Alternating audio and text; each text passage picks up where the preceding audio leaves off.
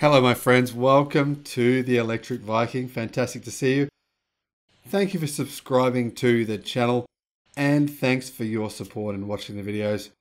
Now if you haven't already, I would be stoked if you jumped on our Patreon account and just donated even the smallest amount. It's only I think a couple of dollars a month. It makes a huge difference to the success of the channel and the success of the movement really, which is to promote sustainable transport, sustainable cars, better batteries, sustainable energy, clean energy, and just overall getting to having a better world. One of the main things about these issues is education. Most people are not aware of what's really going on. They're not aware of what's happening with China, with global automotive production, with battery production. They're not aware of the fact that they can actually get an EV at a price that they can actually afford. And at least if they can't today, they certainly will be able to next year. Now, Chinese car brands, the top 5 Chinese cars and brands in Australia. Now, first there was the rise of Japanese automotive manufacturers in the 80s. Then there was the rise of Korean manufacturers in the early thousands. Now Australians are looking down the barrel of a fresh onslaught of new and reborn car marquees out of a seemingly unstoppable China. China's automotive industry has experienced an unprecedented boom over the last 10 years, churning out an increasing number of cars at an incredible price and pace. While most of this progress has benefited from favorable government policies to keep Chinese car buyers purchasing domestic rather than imported product, that hasn't stopped the country's largest auto groups from setting their sights on more ambitious export targets like the notoriously competitive and difficult battleground here in Australia. Now, probably not many of you know, only 5% of the cars sold in China are imported. 95% are manufactured in China. Incredible, right?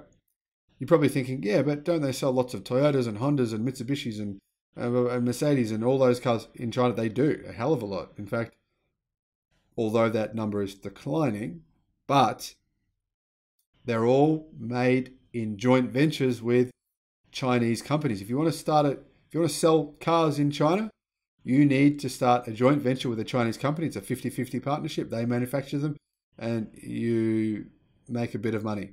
That's how it works in China. Unless you're Tesla. And if you're Tesla, you can own your company and do what you want until we say so. Anyway, Geely Auto. Never heard of Geely? Well, you haven't been watching my channel then, have you? Understandable. The brand doesn't market its own name or its Chinese market brands in most countries in the world, but Geely is one of the most wealthy and powerful auto conglomerates in China. Geely now owns car brands you definitely will be familiar with that are still sold in Australia and other countries, including Volvo, Lotus, the London Taxi Company, now the London EV Company, Proton, and Polestar. Geely also owns an all-new marquee that has its eyes set on Australia, eventually called Lynk & Co., which uses Volvo chassis and technology. While the brand has no plans to expand on its already formidable catalogue of nameplates, it has many emerging and electrified nameplates like Geometry, which could one day make it to global shores. Like the Indian conglomerate Tata, which owns Jaguar and Land Rover, Geely has a history of not interfering with its Western subsidiaries' design and development, resulting in a seamless lineage of products which make its foreign ownership pretty much imperceptible to buyers. If you look at a Polestar or a Volvo vehicle, they look really, really good on the inside and out, and you'd never know that it's actually Chinese owned. To that end, Volvos are predominantly designed and developed in their home market of Sweden and built on, well, some of them are built on European production lines, some of them are built in China. But the perception that they try to give you is that Volvo is still Swedish. It's not. It's not. Anyway, SAIC Motor. SAIC Motor, formerly Shanghai Automotive Industry Corporation, state-owned, has been one of the most aggressive Chinese operators in Australia and in other countries around the world as well. They've flexed their corporate muscle in the last decade or so to acquire once struggling European brands like MG, formerly Morris Garages, and LDV, formerly Leyland DAF Vans. I've made a number of videos about MG vehicles. I'll put some links in the description below. They're pretty good, pretty impressive. Now, it launched both brands to the Australian and UK and other European markets using the MG Motor marquee for passenger cars and LDV for commercial vehicles, the latter distributed in Australia by Tekko Group.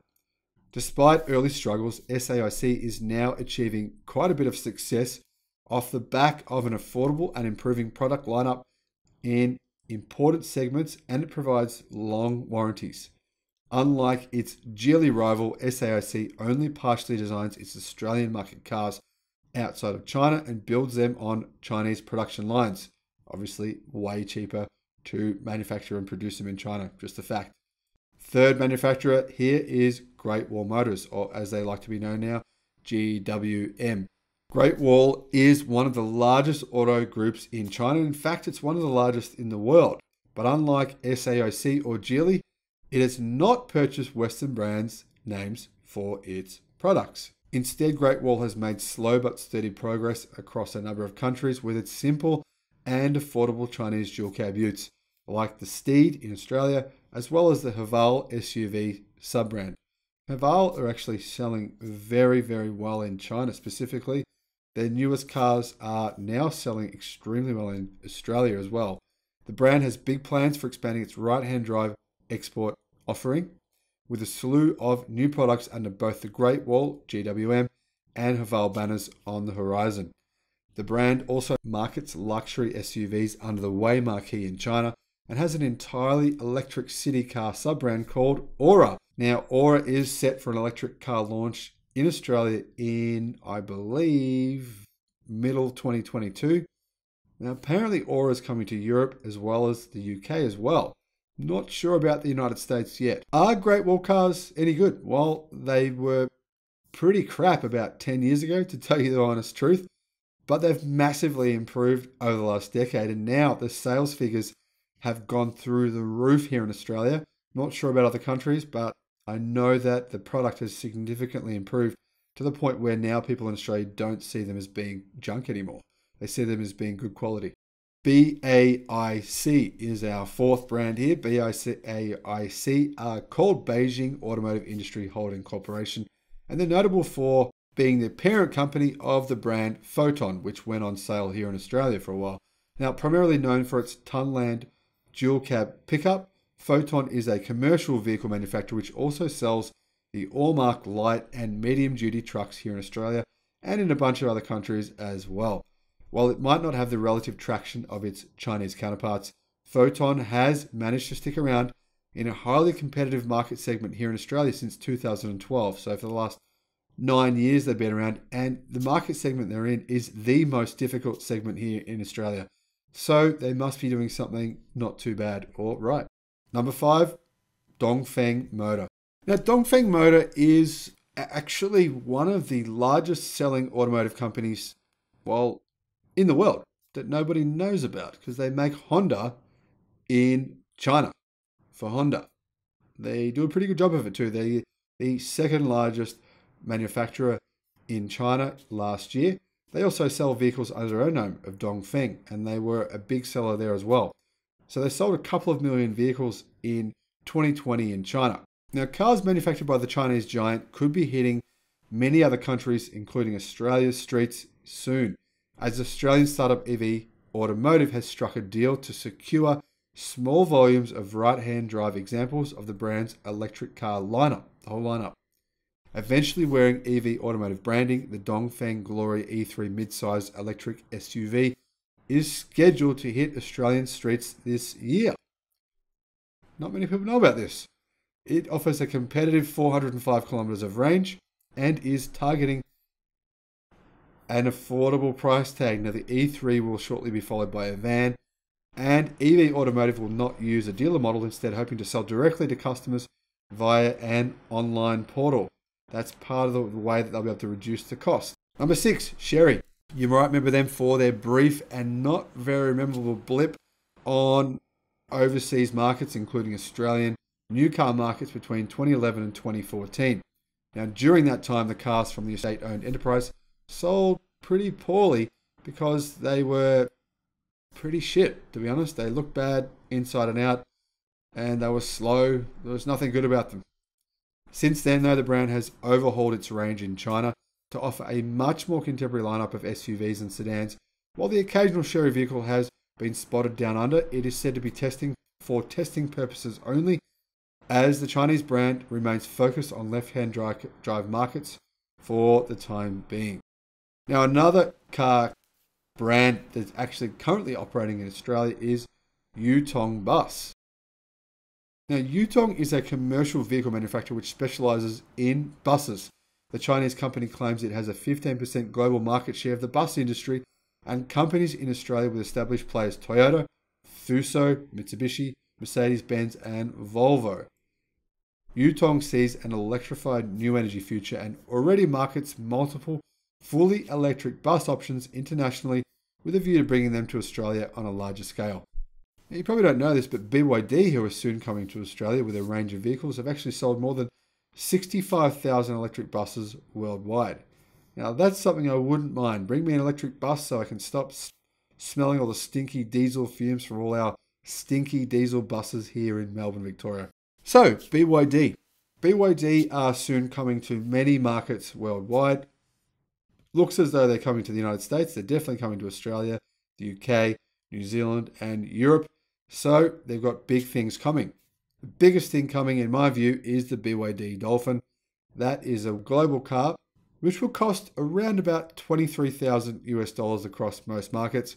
Will have a range of 400 kilometers and is about a similar size to a Toyota Corolla. Now, there's a long list of other Chinese manufacturers that I won't talk about here because it'll take too long and they don't offer or plan to offer any products in the Australian market. This is generally because these brands are for domestic Chinese consumption only, targeted at both the Chinese market and export to developing markets, or they're generally focused on left-hand drive markets. We're a right-hand drive market, they're left-hand drive. It's a hassle to make them on right-hand drive. Makes sense. Some of the larger and more powerful corporate groups like Chang'an, which is China's actually biggest selling local automotive company, FAW, First Auto Works, and GAC, Guangzhou Automobile Group Company, which do not sell products in Australia, are notable because they also have joint ventures with many of the world's biggest auto manufacturers. Joint ventures are required, like I said, for large international companies to do business in China, unless you're Tesla. The laws stipulate that foreign corporations wanting to establish a base in China must pair with an existing local company to do so. While these manufacturers gain access to one of the world's top 3 economies and benefit from local knowledge, the US government considers joint ventures a mechanism for forced technology transfer, putting what would otherwise be commercially exclusive or sensitive information into the hands of Chinese companies and inevitably its government. And its government owns a number of these Chinese companies. The spat over joint ventures are a major part of the US-China trade war.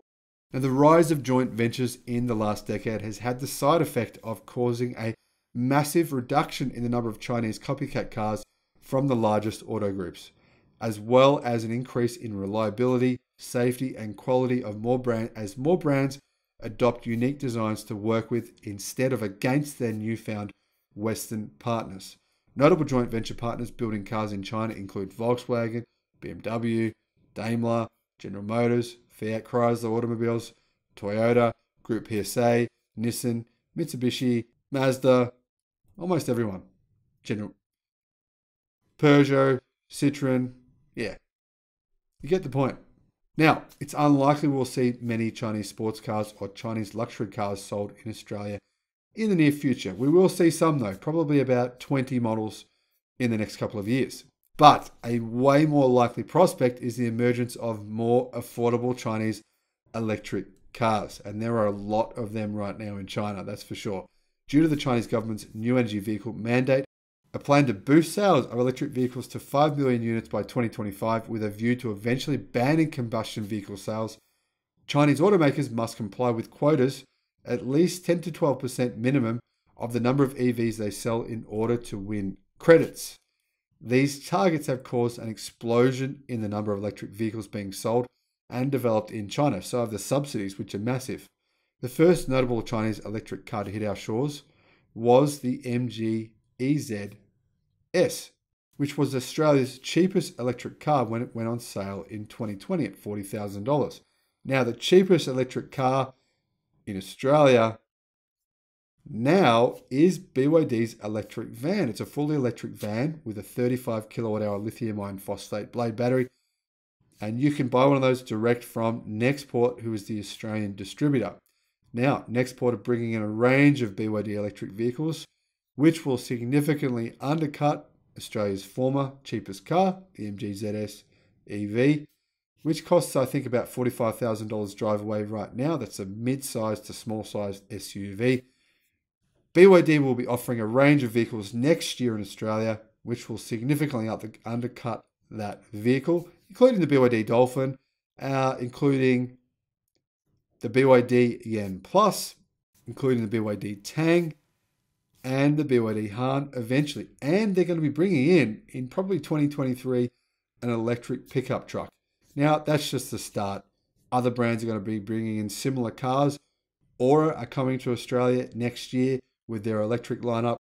And before you know it, there are going to be a huge number of electric cars available for sale here in Australia, in the UK, in Europe, in America, and Canada, everywhere. There's going to be an explosion over the next few years. Just wait.